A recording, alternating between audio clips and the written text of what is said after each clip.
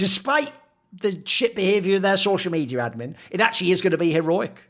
I actually do think the two teams to me that I thought got mega slept on at the beginning of the year, because they're both very similarly composed teams, were the Heroic and the NIP lineups. I remember seeing both of them and going, these aren't bad rosters actually. Like, they're obviously gambles on like less big names or whatever, but they've got like a mixture of like one or two names. Obviously they've got Snappy on the NIP one, and they've got Shush on that one. On this one they've got people like fucking what do you call some Pious, who obviously everyone will know, etc. So, like, what I like about this Ross, ex-Floud, if you remember, I thought he was pretty good on Sangar. Like, if you look at this squad, bear in mind, it's obviously like not a budget roster, but like you've gambled on the smaller names who essentially have like maybe their game is bigger than their name. I always thought this actually should be a pretty decent roster. Actually, look at it, like these are decent gambles to take. Like these are players where if you're taking money, because remember they sold their Corner Falcons, if you're taking that money and trying to reinvest into another squad, this isn't a bad set of gambles. Like, it was obvious to me you could reclaim Sun Pius. If people don't know, the LNZ guy basically took almost the exact same route as NPL from Na'Vi. They were both the fifth man in a bigger squad where they had to do the shit rolls, and so it tanked their rep. Then they both went outside of that and became IGLs and actually looked like they do a pretty decent job. Like, if I look at this squad, it's not bad. And if you look at their run at this tournament, I'm sorry, this is actually a pretty nice run. Like, think about this. In the opener, they beat Aurora. Yes, Aurora certainly lose to a lot of teams, but Aurora can also be a good team. Like, there's a reason why, actually, they're in the playoffs. Like, that was a legit series where they beat them, by the way. Then they lost to Falcons. But, like, actually, that's pretty legit to take a map off Falcons and take them in 3 games. Like, a lot of people would struggle with that firepower. Remember, that is a team that's got your former players, and even. Then they beat FaZe Clan. Now, certainly, FaZe Clan could have won that game, but that was a pretty interesting matchup. You're playing against Simple, Massive, and that could intimidate a lot of you. And then finally, you did lose to Aurora in close fashion. Like, what's not to like about this run? Like, bear in mind, in CS right now, we have a whole bunch of events where sometimes the teams that go to some of these events have no chance to win a map, no chance to win a series. Like, they're just auto runs. This team looks to me like they can be just a touch below like a Gamer Legion. I don't think they're going to be a playoff team often, but they look like they can give, like, the teams that are in like positions like 5 to 10 or 5 to 12, they can give these teams a game, and they could probably beat them every now and then. They can actually make them play real CS. I kind of enjoyed watching this team. I actually thought it was a canny little squad of players. What do you think, Vince? No, I completely agree with that. I actually have them in my pick'ems to go through 3-0, and I felt the most confident about them to make it through 3-0 at stage 1 of the major. I think when you look at their map pool as well, it's incredibly strong. They have some really cool protocols with LNZ. I've noticed as well in terms of like their leadership, they seem on point. It's not just the fact that T-Near is like popping off, and he has been great. Don't get me wrong. He seems really good. Yeah, he's very, very impressive. And it's a team that I was also looking at the start of this year, and they've been consistently playing like top tier sort of 1.5 tournaments. They've been holding their own. They've been getting a lot of results. They're beating a lot of the teams as well that are like around their same level, like the Bates, the Bet Booms, the Namigas, these kind of squads, and pretty comprehensively, like 2-0s a lot of the time.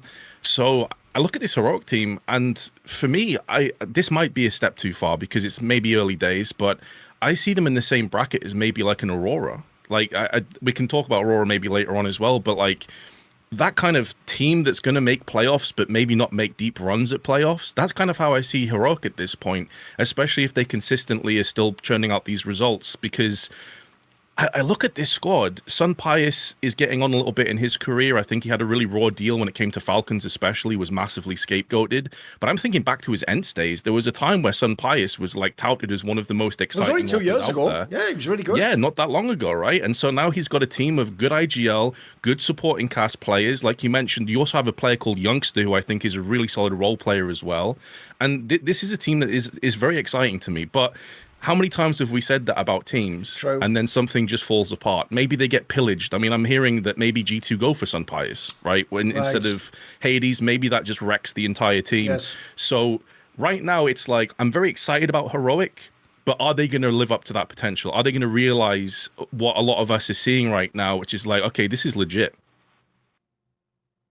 I have to agree with the fact that they're an exciting roster. I mean, watching them play, they already beat Aurora in the opening game at Dallas, and then they lost to them in the rematch, and it was pretty close too. I mean, it went all 3 maps. I mean, they got 8 or more rounds on all the maps that they lost. It's kind of interesting. I feel like, I mean, I look at Heroic's run, and to me, the team that they resemble the most is Gamer Legion. In terms of just, they're kind of at a similar status where, yeah, neither of these are the S tier salary team. Like, they're not a FaZe or a Vitality, obviously, but they're not in that like tier 3 space where you're just like, what's even going on here? The Sangol core is already proven to an extent that they had a lot of great online results before, and then they brought in a Tanir who was the best player on his own tier 2 roster in Gun 5, and then they have Sun Pius, who is a much more proven opper than, and more recently than actually anybody on Gamer Legion. I'm almost surprised that the ranking for them is lower by the amount that it is versus Gamer Legion. Like on HLTV right now, Heroic's 19th and Gamer Legion is 11th, because in terms of who they even both beat or played at the Dallas event, like Gamer Legion got to the playoffs by beating a G2 team, which I don't think anybody really rates right now, a 3D Max team, which has weirdly cratered after I was super excited about their tactics 3 months ago, and then Furia, who in their defense, they just got off of fucking 30-hour travel day, and then they had to play like 2 games immediately and just lost. Like, they were just not great. And then I look at Heroic, who beat Aurora and FaZe, but they lost to Falcons, who Gamer Legion also lost to, and then they lost to Aurora in a rematch. Like, I think the run of Heroics was actually a bit harder in terms of who they had to beat to make it to the playoffs. They just didn't get there. And I think if in terms of talent, I would relate even Tanir a lot to PR. They both kind of play these extremity sort of spots, and their aim is very similar too. That's something I also kind of noticed, where they have this very like lock. They like it's very crisp. The tracking is very good. I think PR has to move his mouse a little bit more, but he's so smooth it doesn't matter. Tanir almost has perfect crosshair placement all the time, and then he has such low sensitivity that he just has these really, really clean micro connections. For the other people though on Gamer Legion, for some reason I've always thought they were a little bit less reliable, including Tossin, A-Core / Slend. I thought they were like really up and down, but I don't know why they're so low ranked. And I think behind them, that Nilo situation is a little bit awkward. Like, I think that's one thing that maybe was kind of jamming them up at the beginning of the season. Like, if they could add him, they'd be a much better team too. That was like, that player looked like he had real potential. Nilo would probably be up there with Tanir and X-Flat. Yeah, that would be a really strong rifle trio, I think. And Youngster's not a bad player. No. It's just that Nilo is a better player. Yeah, sure, people could get on me for roles here in this, but like, nah, I think Nilo's better for sure, regardless of that. And yeah, I think if they were found a way to slot Nilo in, then this could be extremely scary. I'm only worried about these kind of teams just because I just imagine Tanir's going to get poached. I don't know if Belarus is difficult to work around for. It's the same as Russia, as far as I know. Yeah, so it would be a little bit awkward for certain organizations to try to pick up Tanir. But man, if it seemed like, I've been looking for replacements or upgrades for G2 for a while now, and I feel like PR for Gamer Legion was one I said earlier, but Tanir is another one. I mean, I don't even see why a team in the top 10 shouldn't be looking at these guys, but, I mean, by the way, you can also, like I say, I don't know what his personal feelings are, but if he's himself willing to play on a Russian team, maybe he can be on like a VP or one of those sorts of squads too. He can also go the other way. It doesn't have to be on an international team. Finally, one thing I didn't mention was, just like Vince said, the one downside of this team is the rumour is Sun Pius and Saw both going to G2, isn't it? That's the other thing as well. By the way, that Saw guy...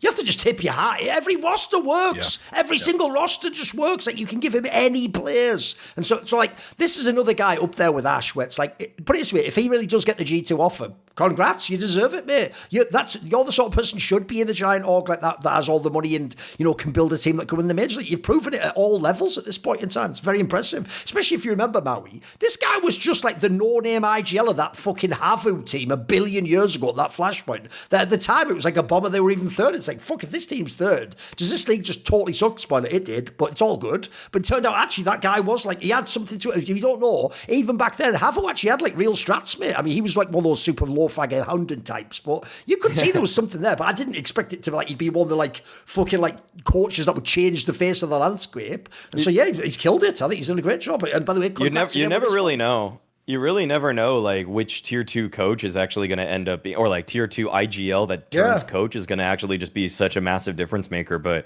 with the success of the ENCE roster and the heroic roster, I mean, if you even want to just look at accolades, I mean, Saw is, I'd say Saw is more accomplished than Ash. You know, he's won a tier 1 tournament. Yeah, he's been the Cologne final. He's had semis at Major. He's done a lot, mate. Yeah.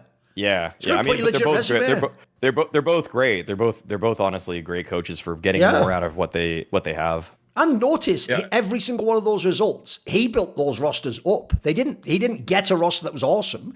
He always gets a roster and we're like, who? And then they become someone and he sells them on because of him, as far as I can tell. What are you going to say, Vince? I think at this point, and maybe this is going too far, but I kind of view Saw as like a top 3 coach.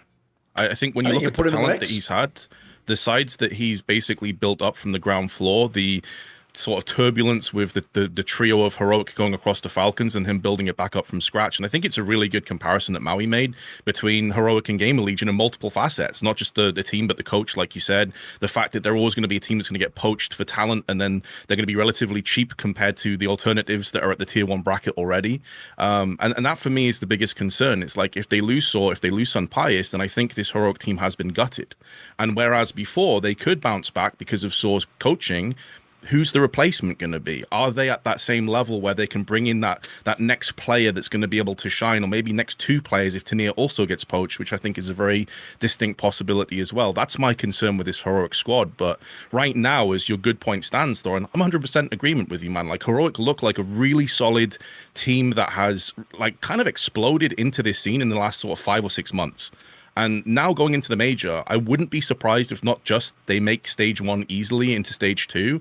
I think they're an upset team, especially when you consider there's best of ones on the table. And like, they can really ruin some people's dreams at this major. Yes. By the way, even though I did a whole video on my own channel, you can go check this out if you want. Even though I do think it was absolute nonsense when the youngster guy made that comment about Falcons, like, we're going to prove that hard work beats money. Even though I do think all the interpretations of people like, well, you see what he was like a fucking C-SPAN guy, like what he was doing was making a post-colonial critical critique of capitalism he wasn't doing any of that, you fucking idiots. But I do think what he actually meant, though, Vince, is referring to what you're saying. I think what he means by that hard work is that they have to grind all the CCTs and play all those online cops. So essentially, the one area that can actually, as a hard work beats type thing, work is if you come to the major, and we've seen this in the past with the Monties of the world and some of these squads where, you know, they play like 150 maps in like a 3-month period or something. If you have that sort of grind, there can be a world where you can sometimes be slightly ahead of the meta at a major. We've seen that with the Gamer Legions of the world, etc. So I actually also do think that's not a minor issue. Like, if you actually have a roster that on LAN can do it, this seems like it can, but then you've also done the online grind, the baits of the world are trying to show this,